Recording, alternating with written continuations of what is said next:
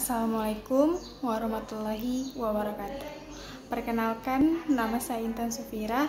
Saya adalah mahasiswi PSDK Unta Tona, Prodi Manajemen Konsentrasi Keuangan dengan NIM C201-18588.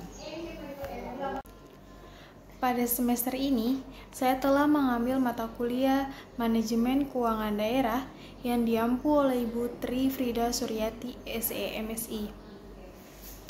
Setelah saya mengikuti mata kuliah tersebut, saya dituntut harus mampu melaksanakan atau menerapkan 6 fungsi manajemen keuangan daerah, di mana fungsi-fungsi tersebut antara lain: 1. Saya harus mampu mengalokasikan potensi sumber-sumber ekonomi. Kedua, saya harus mampu memproses penyusunan anggaran pendapatan dan belanja daerah, di mana kedua fungsi tersebut termasuk dalam fungsi perencanaan. Ketiga, saya harus mampu mengukur kinerja Pemda dan mengukur standarisasi. Keempat, saya harus mampu melaksanakan anggaran yang sesuai dengan prinsip-prinsip akuntansi, di mana kedua fungsi tersebut termasuk dalam fungsi pelaksanaan. Kelima, saya harus mampu menyusun laporan pertanggungjawaban keuangan daerah. Terakhir, yang keenam, yaitu saya harus mampu mengendalikan dan mengawasi keuangan daerah, di mana dua fungsi terakhir tersebut termasuk dalam fungsi pengawasan dan pengendalian. Namun, saat ini saya lebih mendalami fungsi perencanaan yang kedua, yaitu mampu memproses penyusunan anggaran pendapatan dan belanja daerah dengan menggunakan variabel transparansi dan akuntabilitas, dengan harapan bahwa Kabupaten Tojo Una akan mendapatkan pemimpin yang amanah dalam menjalankan tugasnya sebagai pemimpin, dan juga anggaran daerah dapat terrealisasikan tepat pada sasarannya. Pertama-tama, apakah kalian sudah tahu apa itu transparansi dan akuntabilitas?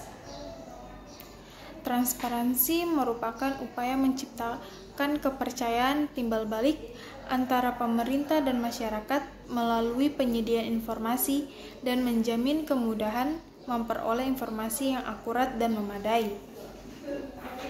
Sedangkan akuntabilitas adalah kewajiban untuk memberikan pertanggungjawaban atau untuk menjawab dan menerangkan kinerja dan tindakan seseorang atau pemimpin kepada pihak yang meminta pertanggungjawaban atau keterangan.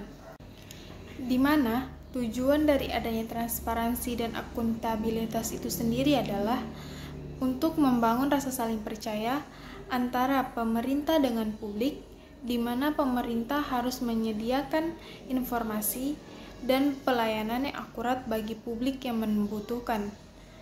Perlu diketahui, transparansi memiliki 3 aspek penting, yaitu adanya kebijakan terbuka terhadap pengawasan, adanya akses informasi sehingga masyarakat dapat menjangkau setiap segi kebijakan pemerintah, berlakunya prinsip check and balance di mana antara lembaga eksekutif dan legislatif.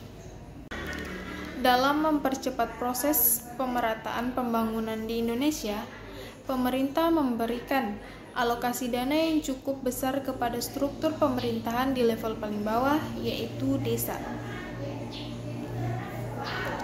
Langkah ini tentu harus ditunjang oleh banyak hal, mengingat alokasi yang diberikan adalah uang negara yang harus dapat dipertanggungjawabkan dengan baik oleh aparat desa yang mengelola dana tersebut.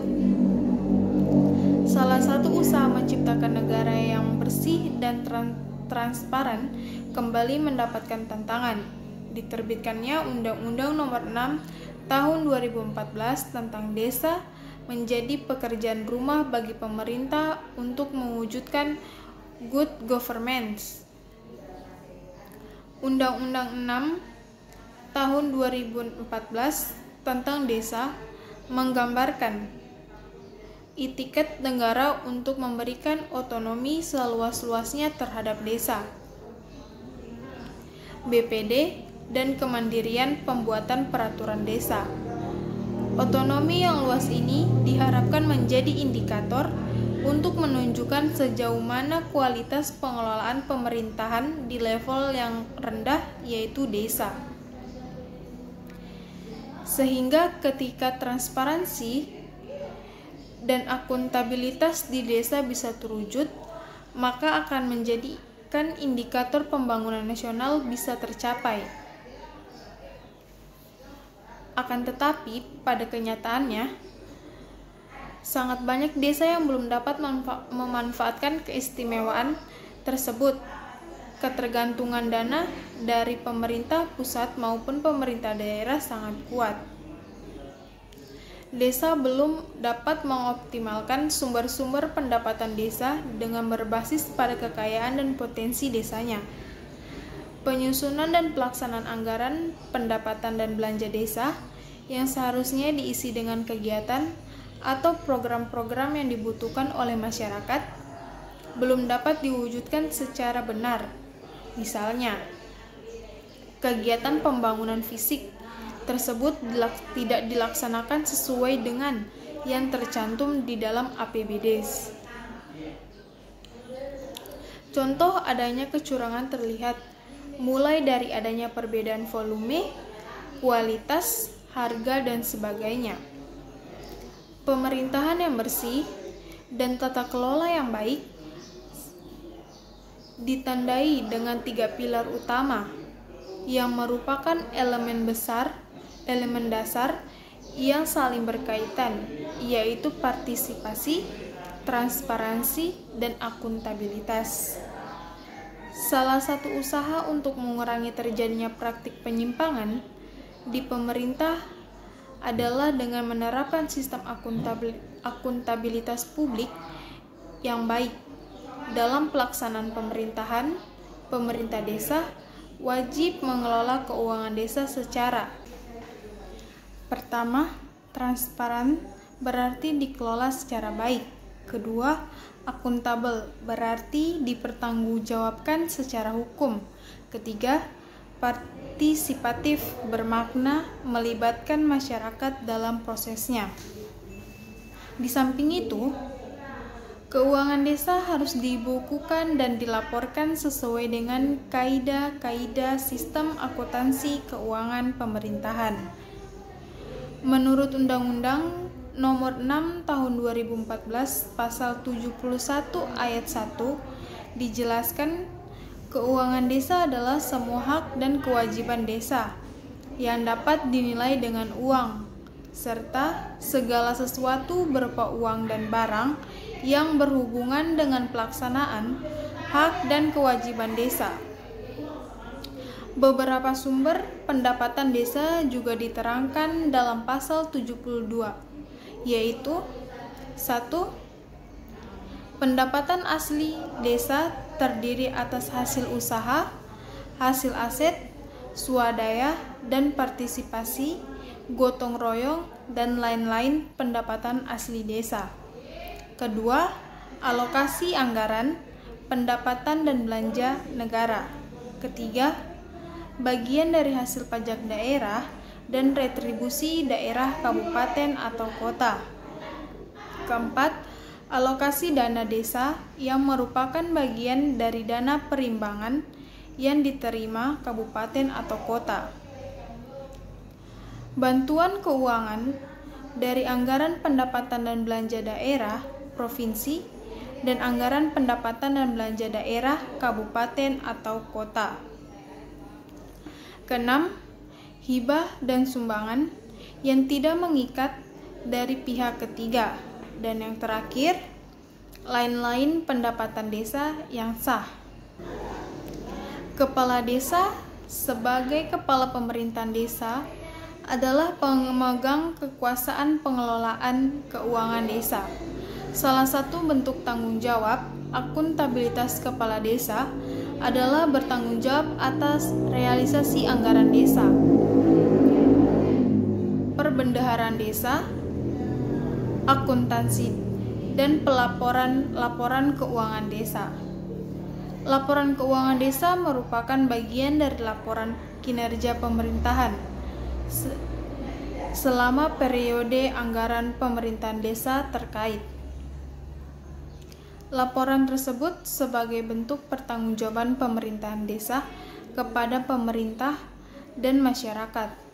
Undang-Undang Nomor 6 Tahun 2014 memberikan gambaran bahwa mengingat kedudukan, kewenangan, dan keuangan desa yang semakin kuat,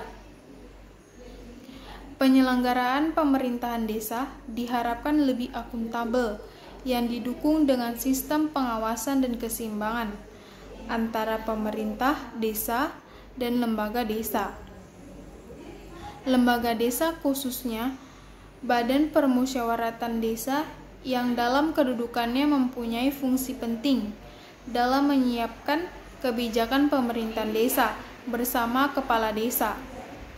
Harus mempunyai visi dan misi yang sama dengan kepala desa, sehingga Badan Permusyawaratan Desa bisa bersinergi untuk membangun pemerintahan desa yang transparan dan akuntabel.